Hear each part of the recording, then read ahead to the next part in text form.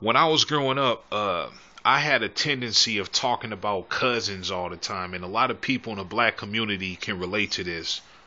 I would talk about cousins and hanging out with a lot of my cousins, and my grandmother would often say that it's certain people in your own family that you have to cut off, even if it's blood relatives, you got to cut off. And she said the only people that are really family anyway is your immediate family, like, your dad, mom, sister, brother, that sort of thing. And she said, don't come at me with none of this cousin crap, because cousins ain't really family members. And she was just talking about how, like, if you in jail or you need family to turn to in a crisis, or you really need somebody to be there for you, it's only going to be your immediate family members. That cousins aren't really family members. And when I was young, my mother and my grandmother, my dad also would tell me that when you get older, you don't see where we coming from now, but when you get older, you get grown and you become an adult, it's going to make sense to you. So with all that being said, with age comes growth and development. Your way of thinking and your outlook and opinions and views on the world evolves the older you get. And with all that being said, man, this is why I choose to turn my back on black women. I mean, I'm not saying positive, respectful black women, which is the extreme minority, because like I said, 85 are no earthly good. Ghetto terrorists, weave wearers, hood rats, baby mamas, the type of disgruntled mental patients we see on World Star Hip Hop. This is why I'm so pro interracial dating. I don't see why black men are just on YouTube making all these videos trying to wake up black men. I think we just need to change course. I think it's redundant at this point. Obviously, black women are who they are. This is the generation we're in, and I said it all along. Black women continue to prove me right. This is the hood rat era of black women. They're everything that we said they are. Tattoos, weave wearers, disgruntled. Even when black women are confronted with facts and even when they're confronted with facts to prove that everything that we're saying is right, they just want to remain combative, stubborn, and angry and aggressive, and they just want to attack you for even mentioning it. They act like you done something wrong. So this is the type of people that we're dealing with, the Terminatrix. I'm the one that sent Tommy Sotomayor the Beast video. So it's just like my grandmother told me. It's common sense, people. If you cut people in your own fucking family off, which are blood relatives, why don't you think, using an ounce of common sense, why don't you think I wouldn't cut people off that I don't know that aren't related to me? Just because somebody got a similar skin tone as I do, like I'm supposed to have sympathy for a person that don't want to better themselves, just a poor group of disgruntled people that don't have morality, don't encourage doing the right thing. I don't want to have anything to do with a group of people like I don't want to associate myself with a group of people like this. And this is the majority of black women, and it's hypocritical on so many levels that black men keep making these fucking videos, because once again, it's common sense. How can you on one hand say you don't love a hoe, or you talking about saving hoes and simping and being a mangina and simping up the women, but then you turn around and you contradict all that by making video after video trying to wake up hood rats? That's the same fucking thing. That's like saving a hoe, or you on some simp mangina shit, because we know just off top, I don't even got to get into all the statistics and the numbers. We know 53% of black women got fucking herpes. That 60% of black women had kids by multiple different men. And I'm going to just go on and throw it out there. It is what it is. The majority of black women are fucking hoes.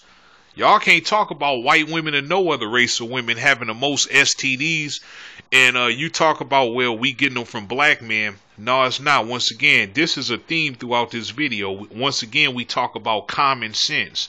The reason black women have so many STDs at a higher rate other than women of other races is because black women are more promiscuous. Like I said, 60% of black women had kids by multiple different men.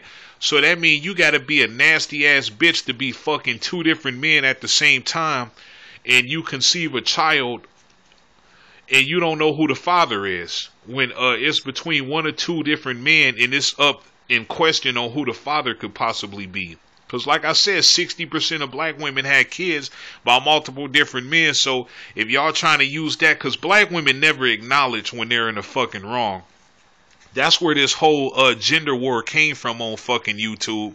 So even when presented with this, it's going to be some combative, angry, sassy, get you told, weave wear, tatted up, beastly broad that's gonna try to combat that with her own answer and say, nuh-uh, nigga, it's because it is.